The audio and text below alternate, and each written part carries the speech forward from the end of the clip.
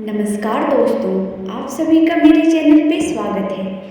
आज हम आप लोगों को बताएंगे कि जीवित पुत्रिका व्रत कथा क्या है, ये व्रत हम क्यों करते हैं और इसकी कथा सुन के हमें अनंत फल की प्राप्ति कैसे होती है।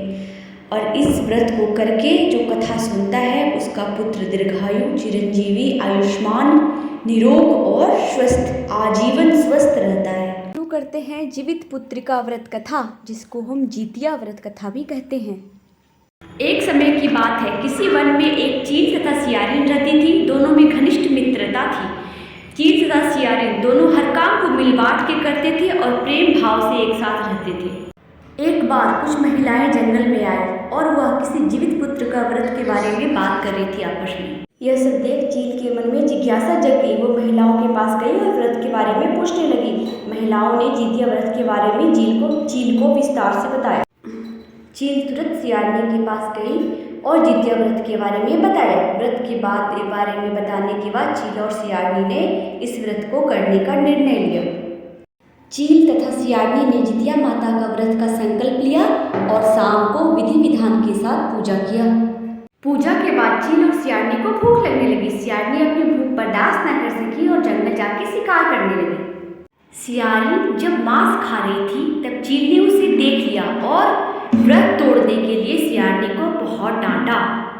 भूख तो चील को भी लगी थी, लेकिन उसने अपना व्रत को नहीं तोड़ा और सच्चे मन से अपने जितिया व्रत को पूर्ण किया।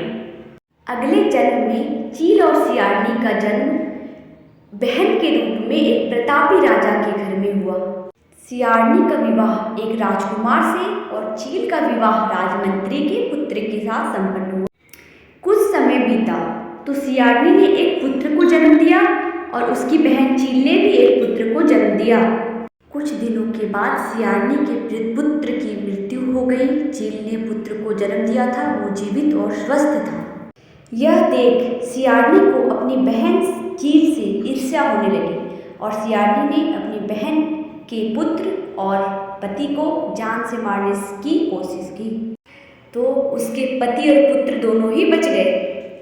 एक दिन देवी माँ सियारनी के स्वप्न में आई और बोली, ये सब तुम्हारे पूर्व जन्म के फलस्वरूप हो रहा है। अगर तुम सब कुछ ठीक करना चाहती हो तो जितिया माता का व्रत और उपासना करो। प्रातःकाल उठकर स्वप्न के बारे में सियारनी ने अपने पति को बताया। सियारनी के पति ने यह सुनकर सियारनी को व्रत को करने की अनुमति दे दी।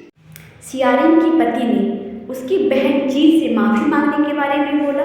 उसके बाद सियारनी अपनी बहन के घर चली गई और अपनी सारी गलतियों के लिए अपनी बहन चील से माफ़ी मांगी। सियारनी को उसकी गलतियों पर पछतावा देखकर चील ने उसे माफ़ कर दिया। अगले साल फिर जितिया व्रत आया और इस बार चील और सियारनी ने दोनों एक साथ जितिया का व्रत रखा। जितिया माता सियारनी के व्रत से प्रसन्न हुई और उसको पुत्र प्राप्ति का आशीर्वाद दिया। कुछ दिनों बाद सियारनी ने एक सुंदर बालक को जन्म दिया। अब दोनों बहनें चील और सियारनी खुशी खुशी एक साथ रहने लगे। उसके बाद दोनों बहनों ने, चील और सियारनी ने, इस कथा का पूरे विश्व में गुणगान किया और उसके बाद से सभी स्त्रियां अपने पुत्र के लंबी उम्र और खुशियों के लिए, स्वस्थ जीवन के लिए इस व्रत को रखती है।